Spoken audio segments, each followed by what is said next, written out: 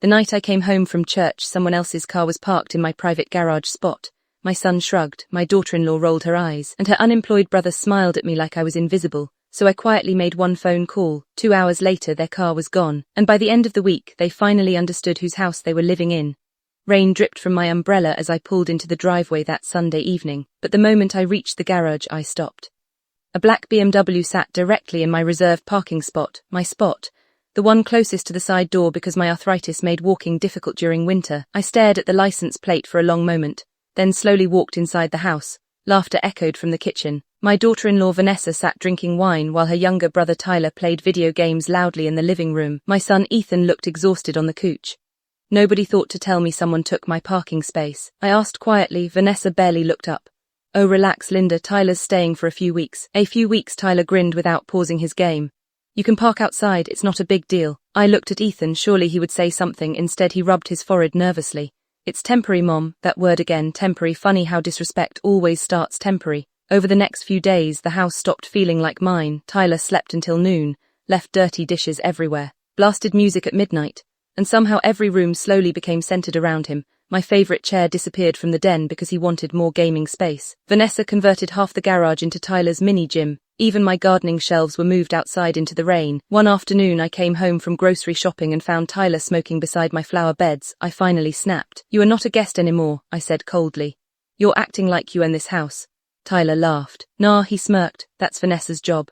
Vanessa overheard and rolled her eyes dramatically. My God, Linda, stop acting like a landlord.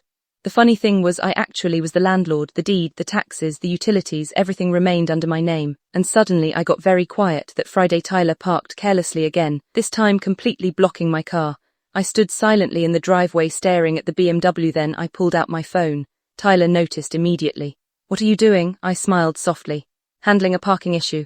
Vanessa walked outside instantly. You better not be calling anyone. But I already had. The towing company arrived 90 minutes later. Bright flashing lights filled the street. Neighbors peeked through windows. Tyler completely lost his mind. You crazy old woman, he screamed while the BMW lifted slowly into the air. Vanessa yelled at Ethan to stop it. But Ethan stood frozen because legally, there was nothing he could do. The property belonged to me, and Tyler's car had no parking authorization. I watched calmly as the tow truck disappeared into the night, then quietly went inside and made tea. The next morning Vanessa stormed into the kitchen furious. Tyler had to pay $600 to get his car back. I continued buttering toast peacefully. That sounds expensive. You humiliated us. No, I replied calmly. You humiliated yourselves by treating me like I didn't matter in my own home. Tyler stomped downstairs angrily. You think you're powerful because you own a house? I looked directly at him.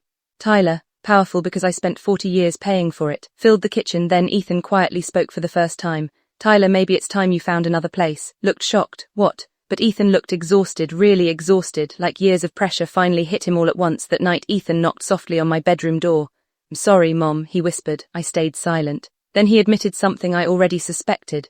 Tyler had been living there rent-free for 8 months. 8. Vanessa secretly paid his debts using Ethan's savings, credit cards, car payments, even gambling loans, and now they were months behind financially. The BMW leased, the gym equipment, financed, even the expensive kitchen remodel Vanessa bragged about online still unpaid. They weren't building a future. They were drowning slowly while pretending everything looked perfect.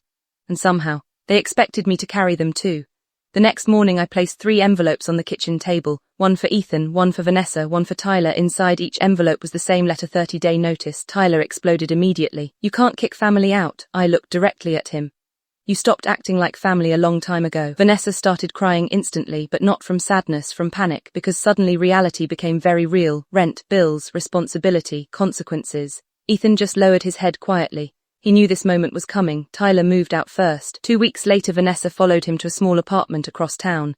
Apparently life becomes very different when there's no free garage, free utilities, or free house attached. Ethan stayed, not because I forced him, but because for the first time in years he finally wanted peace too.